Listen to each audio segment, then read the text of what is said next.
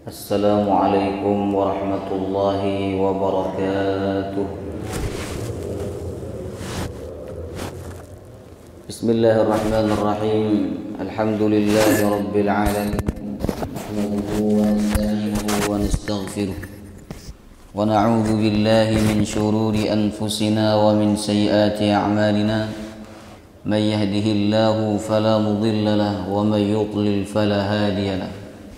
أشهد أن لا إله إلا الله وحده لا شريك له وأشهد أن محمدا عبده ورسوله لا نبي ولا رسول بعده اللهم صل وسلم على سيدنا ونبينا محمد وعلى آله وصحبه أجمعين اللهم علمنا ما ينفعنا وانفعنا بما علمتنا وزدنا علما وعملا وجعلنا من الصالحين اللهم إنا نسألك علما نافعا ورزقا طيبا وعملا متقبلا آمين يا رب العالمين. Alhamdulillah, segala puji bagi Allah yang selalu memberikan nikmat kepada kita semua, baik nikmat jasmani maupun nikmat rohani, sehingga pagi hari ini kita bisa berkumpul kembali di tempat yang mulia dan di dalam majelis yang mulia, yaitu majelis ilmu. Dalam hadis riwayat Imam Al-Bukhari disebutkan bahwa Allah memiliki malaikat-malaikat khusus yang ditugaskan untuk mencari majelis zikir atau majelis ilmu. Jemaah rahimakumullah. Ketika para malaikat mendapati majelis ilmu, maka mereka membentangkan sayapnya karena ridha atau senang kepada orang-orang yang berada di dalam majelis ini. Kemudian di ujung hadis Allah mengatakan kepada para malaikat, "Wahai malaikat-malaikatku, saksikanlah bahwa aku telah mengampuni dosa-dosa mereka." Maka jemaah rahimakumullah, semoga duduknya kita di dalam majelis ini menjadi sebab kita mendapatkan ampunan Allah Subhanahu wa taala. Amin ya rabbal alamin. Baik Bapak Ibu jemaah, kita lanjutkan kajian sirah Nabi sallallahu alaihi wasallam. Bulan kemarin bahas tentang apa sirahnya? Baik. Pertemuan sebelum ini kita masuk pada pembahasan perang melawan Yahudi Bani An-Nadir, ya. Mereka diusir dari kota Madinah sebab mereka melanggar perjanjian yang telah dibuat oleh Rasulullah sebelumnya.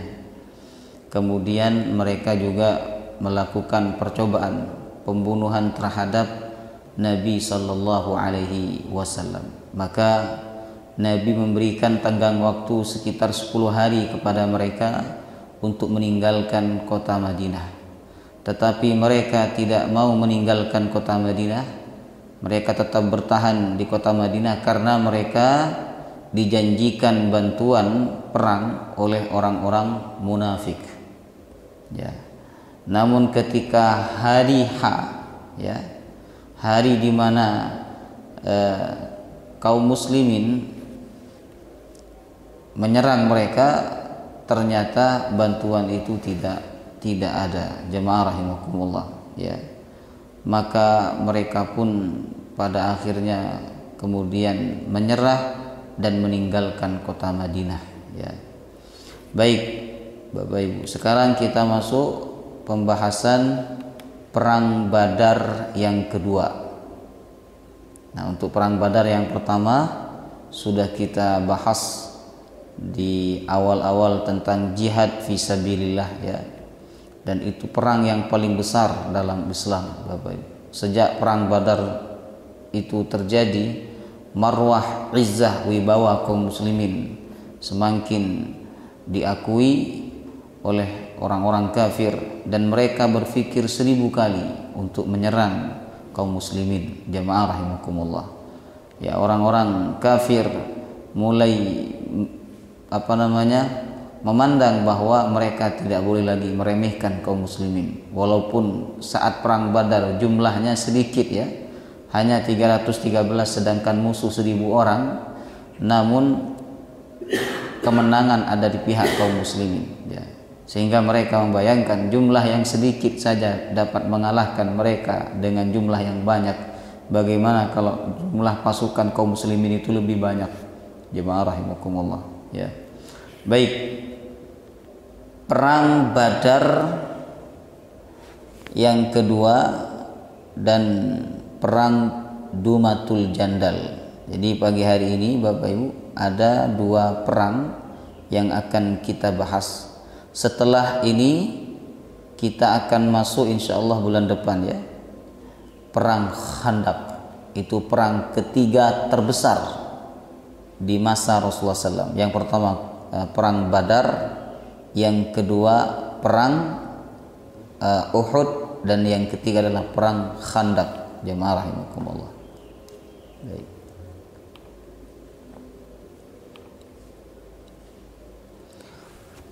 Perang Badar kedua dan perang Dumatul Jandal ya. Nah, kenapa ada peristiwa perang Badar yang kedua? Ini tentu tidak luput dari tantangan orang kafir Mekah ya di akhir perang Uhud. Jamaah rahimakumullah ya. Disebutkan pada akhir perang Uhud yang mengakibatkan banyak kaum muslimin gugur sebagai syahid. Sekitar ada 70 orang dari kaum muslimin yang mati syahid dalam perang Uhud.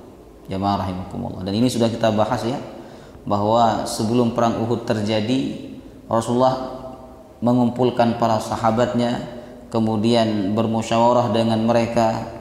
Kata Rasulullah, aku punya pendapat bahwa kita menunggu musuh di dalam kota Madinah saja ya, lalu kita memerangi mereka melalui gang-gang, sedangkan para perempuan kita tugaskan untuk naik ke atap dan menyerang mereka dari atas atap rumah. Nah, kemudian beberapa sahabat yang semangat perangnya sangat luar biasa dan mereka tidak ikut pada perang Badar, Bapak Ibu, maka mereka berkata, ya Rasulullah, kami lebih setuju melawan musuh di luar kota Madinah dan kami tidak pernah berperang melawan musuh di dalam kota Madinah, kata mereka. Ya, karena dalam musyawarah itu pendapat yang paling banyak dipilih adalah pendapat melawan musuh di luar kota Madinah ya, maka Rasulullah pun mengabaikan pendapat pribadinya ya. Lalu beliau khutbah pada hari Jumat memberikan semangat kepada para sahabatnya. Jamaah rahimakumullah. Lalu setelah itu beliau pulang ke rumahnya memakai baju perang. Nah, ternyata Bapak Ibu beberapa sahabat menyesal dengan pilihan mereka sendiri. Kata mereka, kenapa kita lebih mementingkan pendapat kita daripada pendapat Rasulullah? Ya, bukankah beliau adalah seorang nabi, seorang rasul, panutan kita? Akhirnya mereka mengutus paman Nabi yang bernama Hamzah bin Abdul Muthalib untuk menyampaikan penyesalan mereka dan ingin mengikuti pendapat Nabi untuk menunggu musuh di dalam kota Madinah. Jemaah rahimakumullah. Nah, kemudian Hamzah berkata kepada Nabi SAW, padahal saat itu Nabi sudah memakai baju perang, Bapak Ibu. Kemudian kata Hamzah, ya Rasulullah, sahabat-sahabatmu menyesal dengan pendapat mereka dan mereka mengikuti pendapat engkau untuk menunggu musuh di dalam kota Madinah. Jika musuh menyerang masuk ke kota Madinah, kita lawan melalui gang-gang yang ada di Madinah. Apabila musuh tidak masuk kota Madinah, berarti sudah kita biarkan mereka di sana. Apa kata Rasulullah? Tidak pantas seorang nabi dan rasul apabila sudah memakai baju perang lalu menanggalkan bajunya. Akhirnya Rasulullah tetap berangkat menuju Uhud bersama para sahabatnya. Jamaah rahimakumullah. Ya, di awal peperangan kemenangan berpihak pada kaum muslimin, tapi di akhir peperangan, jamaah rahimakumullah, kemenangan itu berpihak di kaum kafir Quraisy ya, setelah pasukan pemanah tidak mengikuti instruksi atau perintah Rasulullah sallallahu alaihi wasallam, Bapak Ibu. Nah, sehingga mengakibatkan banyak kaum muslimin yang gugur sebagai syahid. Nah, waktu itu panglima perang Uhud ya, dari kalangan kafir Quraisy namanya Abu Sufyan. Ya, sebelum meninggalkan arena pertempuran, orang ini dengan pedenya ya berkuar-kuar dan melontarkan tantangan kepada Nabi sallallahu alaihi wasallam dan kaum muslimin dengan berkata, kalian dan kami akan bertemu pada tahun yang akan datang di Badar. Ya. Jadi mereka ingin membalas kekalahan mereka di perang Badar, Bapak Ibu. Ya. Karena kami kalah di Badar, maka tahun depan kami menantang kalian untuk berperang lagi di Badar. Nah, ini perang yang gentle, ya kan? Ditentukan waktunya dan tempatnya. Jemaah rahimakumullah. Enggak diam-diaman, enggak sembunyi-sembunyi, Bapak Ibu. Itu tidak ada tradisi di dalam tradisi perang Arab pada zaman dahulu, jemaah rahimakumullah, ya kan?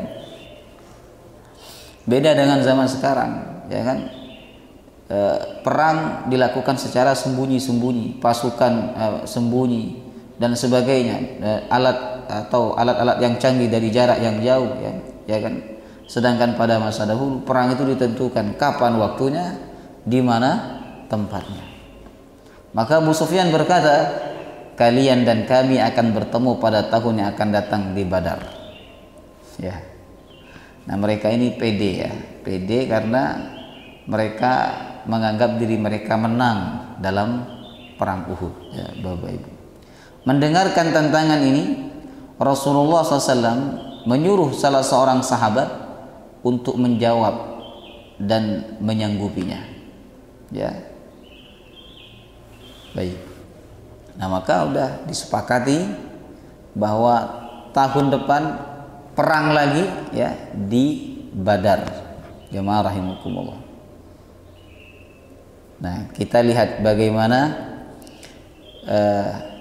kondisi orang kafir ketika waktu perang itu hampir tiba, jemaah rahimakumullah. Ya. Disebutkan dalam riwayat sirahnya, ketika masa yang dijanjikan hampir tiba, Abu Sufyan ya sebagai pimpinan pasukan kafir Quraisy dalam perang Uhud ya, yang sempat berkuar-kuar menantang kaum muslimin untuk perang kembali di Badar ya, dia merasa berat ternyata, Bapak Ibu, untuk mendatangi tempat yang telah disepakati. Bahkan orang ini ya berharap Rasulullah tidak memenuhi janjinya ya. Tetapi karena Abu Sufyan ini sudah kadung berjanji ya, sudah memasang janji, sudah melontarkan tantangan kepada Rasulullah SAW dan kaum muslimin untuk berperang di Badar yang kedua kalinya, jemaah rahimakumullah. Nah, maka Abu Sufyan tetap ingin mempersiapkan pasukan dalam jumlah yang besar. Ya. Akhirnya dia mempersiapkan pasukan Bapak, dengan jumlah yang besar, jemaah rahimakumullah. Ya. Kemudian ini tujuannya adalah untuk melemahkan mental kaum muslimin. Bahkan dia menunjukkan sikap seakan-akan ingin sekali menyerang kaum muslimin, padahal hatinya telah diliputi rasa takut, jemaah rahimakumullah. Ya. Bahkan dikatakan dalam sebuah riwayat, dia rela membayar seseorang dengan 20 ekor unta untuk menebar berita tentang persiapan kaum Quraisy yang dahsyat. Dia kasih seseorang 20 ekor unta, dia suruh orang ini ke Madinah. Ya, dikatakan dalam riwayatnya Bapak Ibu bahwa orang ini adalah orang muslim yang melakukan umrah dari Madinah ke Mekah. Ya. Dia kasih orang ini dikasih 20 ekor unta untuk menyebarkan kabar tentang persiapan kaum Quraisy. Maka orang ini pun datang ke Madinah, jemaah rahimakumullah, kemudian menyebarkan berita tentang persiapan kaum Quraisy ya untuk melakukan perang Badar yang kedua, jemaah rahimakumullah. Nah, tujuannya tentu untuk menjatuhkan mental kaum muslimin. Dan ini biasa dalam peperangan, Bapak Ibu. Ya, biasa dalam peperangan. Ya, seperti yang kemarin itu kan perang antara Iran dengan Israel, jemaah rahimakumullah. Mereka saling menunjukkan, ya, saling menyampaikan kabar bahwa di antara mereka tidak ada prajurit yang mati. Yang satu juga bilang begitu, bahwa yang dikirim ke Israel itu hanya 0 sekian persen saja. Itu masih permulaannya saja, ya kan? Nah, itu biasa dalam peperangan untuk melemahkan musuh, ya kan? Untuk menciutkan mental musuh, jamaah rahimakumullah. Dan ini sudah dilakukan oleh orang kafir pada masa Rasulullah sallallahu alaihi wasallam, ya. Nah, kemudian jemaah rahimakumullah, jika Rasulullah dan para sahabatnya tidak keluar karena kaum muslimin takut ya dengan dahsyatnya persiapan orang-orang kafir untuk perang Badar yang kedua. Nah, kata Abu Sufyan, berarti kaum Quraisy punya alasan untuk tidak keluar juga. Nah, jadi ini apa namanya, tipu daya yang dilakukan oleh Abu Sufyan, Bapak Ibu, supaya perang itu tidak jadi, jemaah rahimakumullah, dengan cara menakut-nakuti kaum muslimin, ya. Respon Rasulullah atas kabar persiapan kafir Quraisy. Nah, kita lihat bagaimana respon Nabi dan kaum muslimin. Ketika seseorang yang dibayar oleh Abu Sufyan untuk menyebarkan berita tentang persiapan mereka telah tiba di Madinah, dia berusaha menyebar berita tersebut ke tengah kaum muslimin. Ya, dia bilang bahwa orang-orang Quraisy telah mempersiapkan pasukan yang besar, ya, untuk melakukan perang Badar yang kedua. Nah, subhanallah Bapak Ibu, berita ini membuat beberapa di antara kaum muslimin terpengaruh, ya terpengaruh, sehingga timbul perasaan takut di antara mereka, jamaah rahimakumullah, ya, untuk berangkat perang Badar yang kedua, ya. Nah, kemudian tak lama berita ini sampai kepada Rasulullah sallallahu alaihi wasallam. Nah, sehingga beliau khawatir ya, tidak ada sahabat yang mau dimobilisasi ke Badar, ya, untuk menerima dan memenuhi janji Abu Sufyan, jemaah rahimakumullah, ya. Tetapi disebutkan dalam riwayat sirahnya, meskipun demikian Rasulullah tetap bertekad untuk memenuhi janjinya, ya, karena udah berjanji untuk menerima tantangan Abu Sufyan tahun depan di Badar, dan saat itu sudah hampir tiba waktunya, jemaah rahimakumullah. Bahkan Rasulullah SAW mengatakan, walaupun aku harus berangkat sendiri, tidak ada di antara kalian yang ikut, ya kan, aku akan tetap berangkat, kata Rasulullah SAW, ya. Namun akhirnya Allah menghilangkan rasa takut dari hati kaum muslimin dan siap menghadapi pasukan Quraisy. Nah, di sini ada pelajaran Bapak Ibu, bahwa keberanian pemimpin itu juga akan mempengaruhi keberanian pasukannya. Dan nanti kita lihat juga ya, rasa takut yang dialami oleh seorang pemimpin, ya, itu juga akan mempengaruhi rasa takut yang akan dialami oleh pasukannya. Nanti sebagaimana yang dialami oleh Abu Sufyan, rasa takut itu juga dialami oleh pasukannya, jemaah rahimakumullah. Nah, di dalam bagian ini Rasulullah SAW, ya, memiliki keberanian yang kuat, dan beliau tidak takut dengan persiapan orang kafir yang begitu dahsyat untuk melakukan perang Badar yang kedua, ya. Rasa takut itu tidak ada sama sekali di dalam hati Rasulullah, sehingga rasa takut yang awalnya menghantui kaum muslimin, ya, beberapa orang di antara mereka, Bapak Ibu, itu seketika dihilangkan oleh Allah, ya. Jadi pemimpin itu, jemaah rahimakumullah, punya energi, yang mana energi itu bisa masuk ke dalam jiwa pasukannya atau orang-orang yang dia pimpin. Nah, sama kita sebagai orang tua ya, sebagai kepala rumah tangga, Bapak Ibu. Kita sebagai kepala rumah tangga ini punya apa? Energi. Energi itu ada dua, Pak. Ada yang positif, ada yang negatif. Ya kan? Kalau kita punya energi yang negatif, maka energi negatif itu akan masuk ke jiwa anak-anak kita, ke pasangan kita, ya, kepada orang-orang di sekitar kita. Jemaah rahimakumullah. Ya. Sebaliknya, kalau kita punya energi yang positif, Bapak Ibu, sebagai pemimpin rumah tangga, ya kan? Nah, maka energi positif itu juga akan masuk. Mungkin anak kita awalnya takut, tapi karena kita percaya diri, kita yakin, nah, maka rasa takut itu seketika dihilangkan oleh Allah dari hati anak-anak kita. Jemaah rahimakumullah. Ya. Makanya kan kalau ada anak penakut itu biasanya berawal dari orang tua yang penakut. Jemaah rahimakumullah. Kalau ada anak pemberani itu biasanya berawal dari orang tua yang berani. Jemaah rahimakumullah. Ya. Nah, begitu juga ketika perasaan takut itu tidak ada di dalam hati Nabi, maka seketika perasaan takut yang ada di hati sebagian kaum muslimin langsung dihilangkan oleh Allah Subhanahu wa taala. Sehingga jemaah rahimakumullah, mereka mau dan sanggup untuk menemani Rasulullah ikut berperang melawan orang-orang kafir di medan Badar yang kedua. Jemaah rahimakumullah. Ya, subhanallah. Kemudian persiapan kaum muslimin menuju Badar, Bapak Ibu. Setelah Allah menghilangkan rasa takut dalam hati kaum muslimin, ya. Jadi yang mendatangkan rasa takut dan mendatangkan rasa berani itu adalah Allah. Ya. Allah Subhanahu wa taala, Bapak Ibu. Kita ini nggak bisa bikin diri kita takut.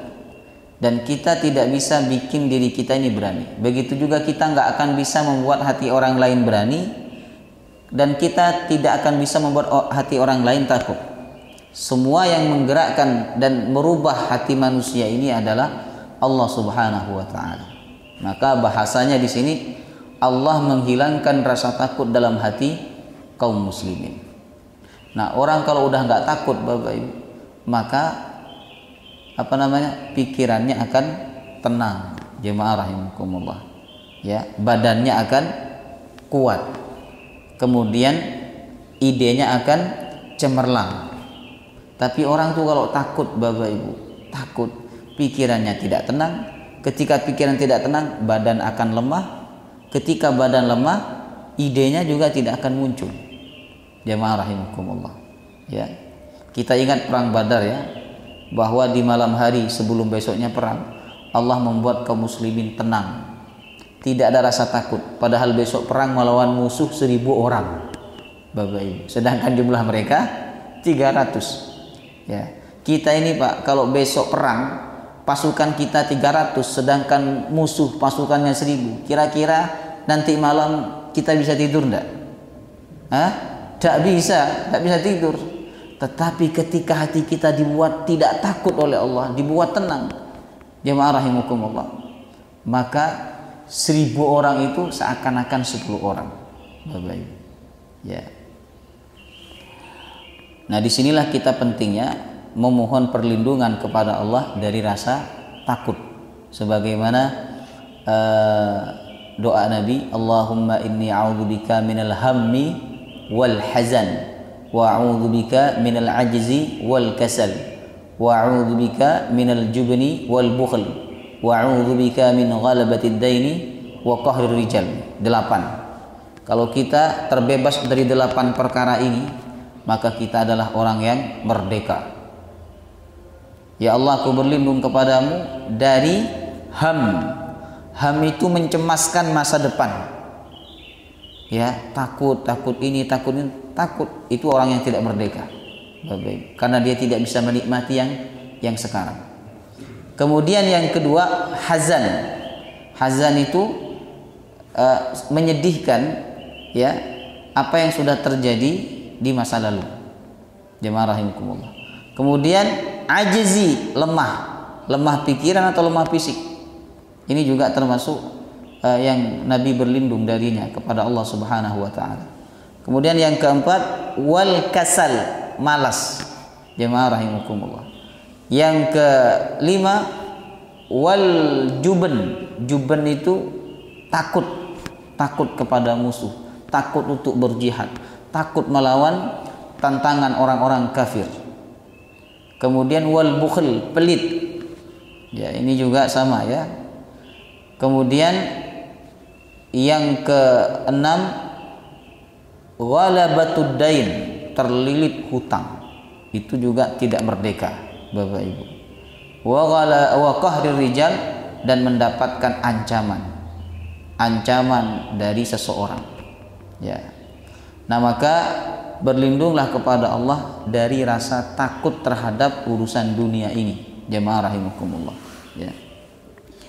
Nah, setelah Allah menghilangkan rasa takut dalam hati kaum muslimin, Rasulullah memobilisasi sekaligus memimpin mereka untuk berangkat menuju Badar pada bulan Sya'ban tahun 4 Hijriah. Ya. Dengan jumlah sekitar 1.500 tentara dan 10 pasukan berkuda. Ya. Rasulullah memberikan bendera perang kepada Ali bin Abi Thalib, dan beliau menempatkan Abdullah bin Rawahah sebagai wakil beliau di Madinah selama beliau di medan pertempuran. Nah, ini biasa ya dilakukan oleh Nabi SAW. Ya, biasa. Jadi karena dulu tidak ada handphone yang bisa koordinasi ya. Kalau sekarang kan walaupun presiden misalnya kunjungan ke luar negeri 1 bulan 2 bulan misalnya kan, tidak masalah, tidak diwakilkan. Ya, tidak diwakilkan kepada siapapun Bapak Ibu. Karena apa? Ada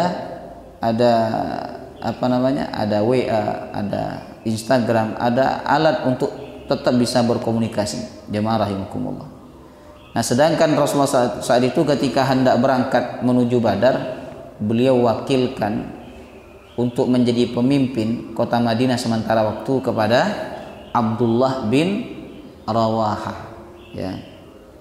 Setelah tiba di Badar, Rasulullah dan kaum muslimin tinggal di sana selama 8 hari menunggu kedatangan pasukan musuh. Ya. Jadi ceritanya ini Nabi dan kaum muslimin nyampe duluan di Badar. Ya. Baik, sekarang kita masuk bagaimana kondisi orang kafir Quraisy setelah mereka mendengar bahwa kaum muslimin tetap berangkat menuju Badar. Ya. Meskipun sebelumnya Abu Sufyan merasa berat dan takut, bahkan dia berharap Rasulullah tidak memenuhi janjinya, namun ternyata dia tetap berangkat. Ya, orang kafir itu Bapak Ibu kalau udah janji, orang Arab ya, dia muslim atau kafir, kalau udah janji maka mereka akan menepati. Jemaah rahimakumullah. Ya. Mereka tetap berangkat. Waktu itu Abu Sufyan membawa pasukan yang banyak ya, jumlahnya sekitar 2.000 orang dan 5 personil pasukan berkuda. Ya, jadi jumlahnya jauh lebih banyak dibandingkan kaum muslimin. Kaum muslimin berapa tadi? 1.500. Pasukan berkudanya berapa?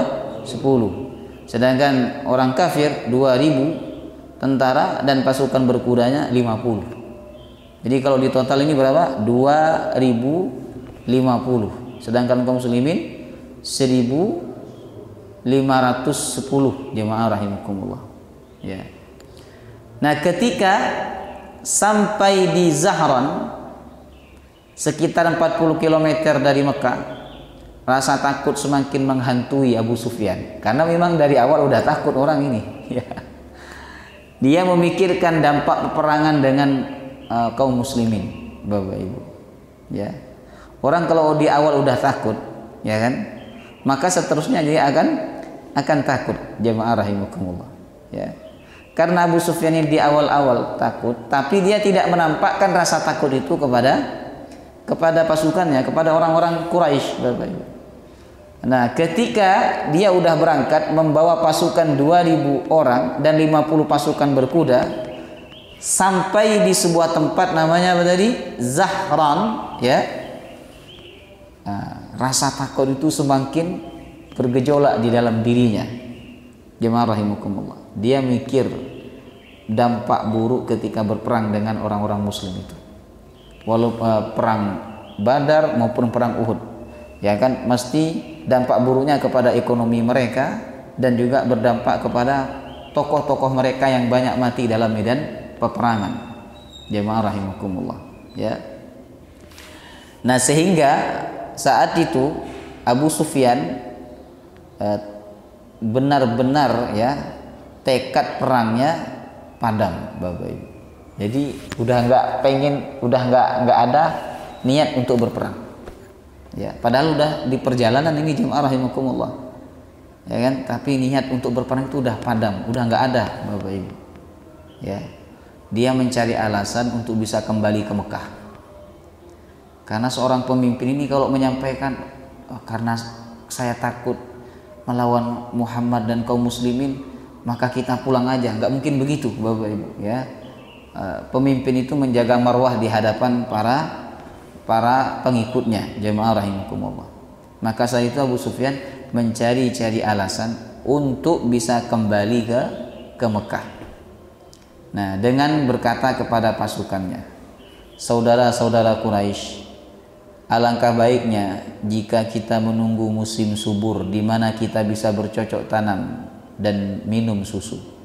Sedangkan tahun ini tahun paceklik. Aku sendiri ingin pulang. Lebih baik kalian juga pulang.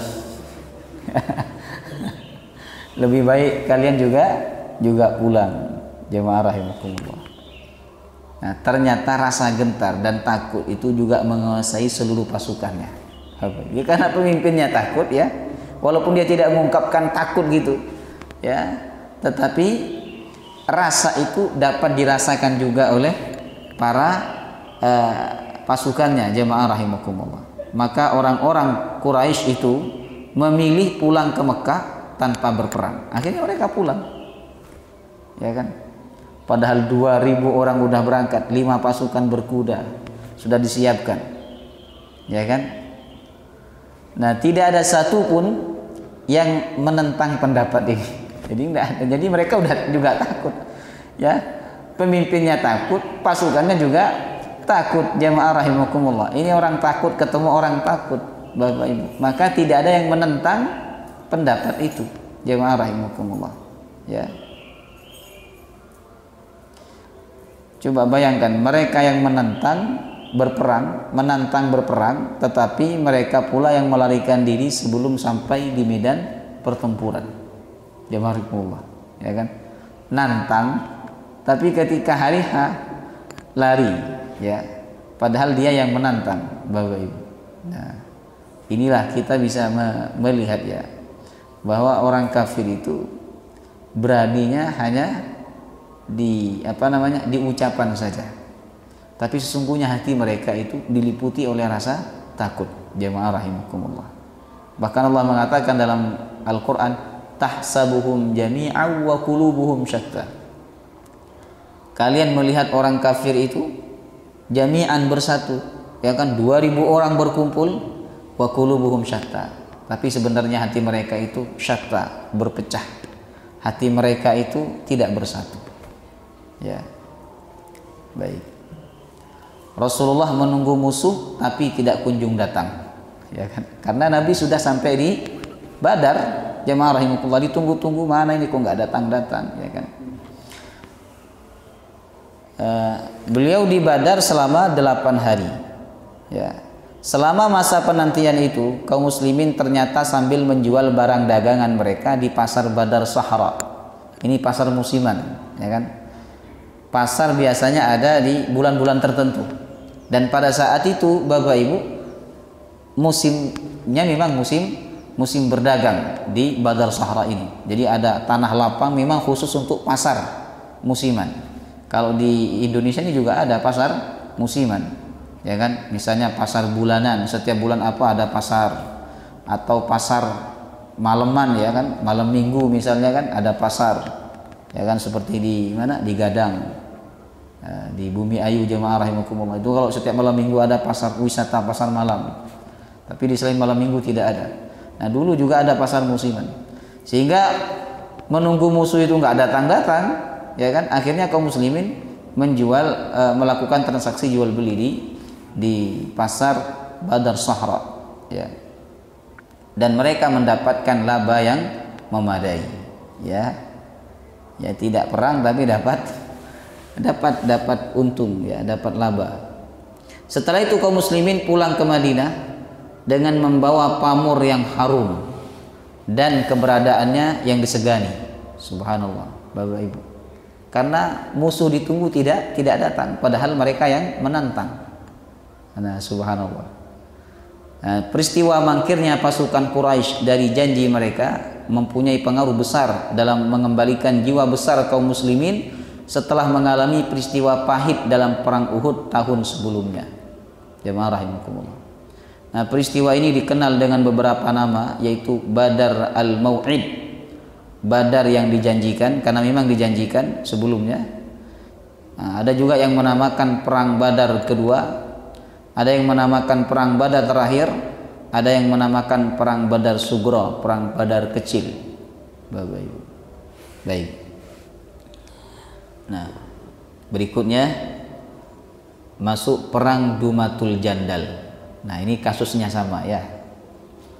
Kasusnya sama, yaitu sama-sama melarikan diri juga musuh. Jadi 6 bulan pasca perang Badar yang kedua, Rasulullah mendengar kabar bahwa beberapa kabilah di sekitar Dumatul Jandal, daerah dekat negeri Syam yang berjarak 15 hari perjalanan dari Madinah, sering mengganggu dan merampok siapapun saja yang melewati daerah mereka. Padahal di sana ada pusat perdagangan yang ramai dikunjungi oleh para pedagang, termasuk para pedagang dari Arab. Rasulullah juga mendengar bahwa para pengacau ya mulai memobilisasi anggota mereka dalam jumlah besar untuk bergerak menyerang kota Madinah. Jemaah rahimakumullah. Nah, maka menghadapi hal ini, pada bulan Rabiul Awal tahun ke-5 Hijriah, Rasulullah SAW mengerahkan pasukan yang berjumlah 1000 personel yang dipimpin langsung oleh beliau, dan beliau menunjuk Sibak bin Urfutah Al-Ghifari sebagai wakil beliau di Madinah ya. Beliau juga menunjuk Madhkur dari Bani Udhrah sebagai penunjuk jalan. Ia adalah seorang penunjuk jalan yang mengerti betul jalan pintas dan rahasia menuju daerah Dumatul Jandal ya. Jadi Rasulullah mendengar ada sekelompok orang dengan pasukan yang banyak ya ingin menyerang kota Madinah. Maka sebelum mereka menyerang, Rasulullah menyerang duluan dengan membawa 1000 pasukan. Jamaah rahimakumullah. Nah, kemudian musuh melarikan diri. Ketika mendengar kehadiran pasukan kaum muslimin, para pengacau itu lari ketakutan meninggalkan kampung halaman mereka. Bapak Ibu ya. Sehingga ketika Rasulullah dan pasukan beliau sampai di Dumatul Jandal, daerah tersebut kosong, tidak ada seorang pun ya. Rasulullah memutuskan untuk tinggal di sana beberapa malam ya. Ini biasa ya, ketika Rasulullah sudah menguasai suatu kota atau suatu daerah, maka tidak langsung pergi, tetapi tinggal di situ beberapa malam atau beberapa hari. Jemaah rahimakumullah. Beliau menyebar pasukannya untuk mencari jejak musuh, namun tidak ada yang bisa menemukan jejak mereka. Hanya satu orang saja yang tertangkap di antara mereka. Orang ini kemudian ditawari agar memeluk agama Islam. Dia pun menerima tawaran tersebut. Jemaah rahimakumullah ya. Jadi di perang Badar yang kedua musuh mangkir, di perang Dumatul Jandal juga musuh mangkir. Kalau bukan hanya mangkir, ini mereka melarikan diri dari kampung halaman mereka. Jemaah rahimakumullah ya. Baik, pelajarannya dari sirah tadi Bapak Ibu. Yang pertama, Rasulullah mencontohkan agar senantiasa menepati janji meskipun dalam kondisi yang sulit ya. karena mengingkari janji adalah sifat orang munafik. Ya, walaupun susah sulit, kalau udah kadung janji sama orang, walaupun dengan orang kafir, ya, hendaklah kita tetap tepati janji tersebut. Ya, sebab salah satu ciri orang beriman itu adalah walladzina hum li amanatihim wa ahdihim ra'un, senantiasa menjaga amanah dan menjaga janji. Jamaah rahimakumullah. Nabi berjanji, Bapak Ibu. Kemudian ada sahabat lewat, "Ya Rasulullah, kenapa panjenengan berdiri di sini? Ini panas. Kenapa tidak berdiri di sebelahnya itu? Itu kan ada naungan." Kata Rasulullah, "Aku berjanji ketemu orang di sini." Subhanallah. Padahal ditunggu di sebelahnya pun bisa juga, Bapak Ibu. Tapi janjinya di situ, maka Nabi nunggu di situ. Jemaah rahimakumullah. Walaupun panas, ya.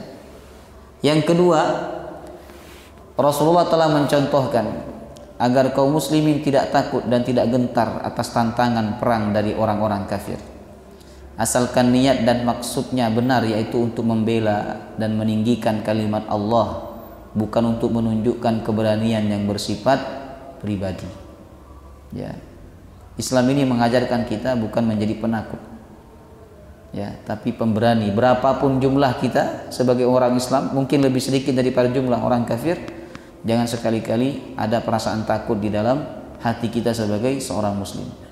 Allah mengatakan wala tahinu wala tahzanu wa antumul a'launa in kuntum mu'minin.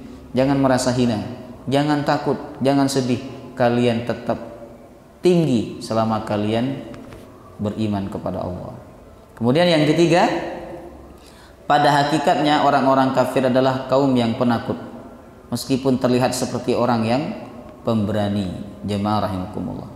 Allah mengatakan dalam surah Al-Hasyr, la antum asyaddu rahbatan fi sudurihim minallah. Kalian wahai orang-orang muslim itu lebih ditakuti oleh mereka daripada Allah Subhanahu wa taala, ya. Yang keempat, sesungguhnya kaum muslimin pada masa itu memiliki izzah, wibawa atas orang-orang kafir, sehingga orang kafir takut dan berpikir 1000 kali untuk berperang dengan kaum muslimin. Nah, izzah itu sekarang tidak ada. Yang ada hanya namanya saja, perempuan namanya izzah, ya kan? Tapi di dalam diri kaum muslimin sudah tidak ada wibawa. Jemaah rahimakumullah, ya, di hadapan orang-orang kafir. Dari mana izzah ini didapatkan, Bapak Ibu? Iman yang benar kepada Allah Subhanahu wa taala. Keimanan, rasa takut kepada Allah membuat mereka tidak takut kepada selain Allah. Kemudian yang kelima, seorang pemimpin apabila ia hendak meninggalkan daerahnya, maka dianjurkan untuk menunjuk seseorang sebagai pengganti sementara waktu, ya. Yang keenam, ini tadi sebagaimana yang dilakukan oleh Nabi SAW, ya.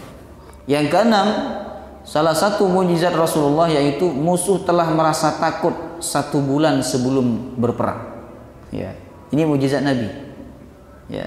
Sebagaimana disebutkan dalam hadis yang sahih, aku diberikan 5 perkara, kata Nabi, yang tidak diberikan kepada nabi-nabi sebelumku. Di antaranya adalah musuh dibuat takut untuk melawanku sebelum 1 bulan berperang melawanku, kata Nabi. Subhanallah, ya.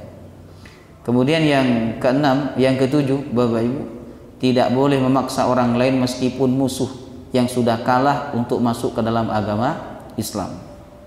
Sebagaimana tadi kan ketika satu orang ditangkap, Nabi tidak memaksa dia masuk Islam, tetapi Nabi menawarkan dia untuk masuk Islam, dan dia menerima tawaran tersebut. La ikraha fid din, tidak boleh memaksa orang dalam beragama. Enggak boleh, karena agama Islam ini harus dianut dengan cinta. Kalau dianut dengan cinta, maka dia akan ringan melaksanakan segala aturan di dalamnya. Kalau dipaksa, maka orang tidak akan cinta. Ketika orang tidak cinta, dia nggak akan ringan melakukan perintah-perintah di dalamnya. Jamaah rahimakumullah, ya. Wallahu taala alam bissawab. Mari sama-sama kita tutup dengan doa kafaratul majlis. Subhanakallahumma wa bihamdika asyhadu an la ilaha illa anta astaghfiruka wa atubu ilaik. Assalamualaikum warahmatullahi wabarakatuh.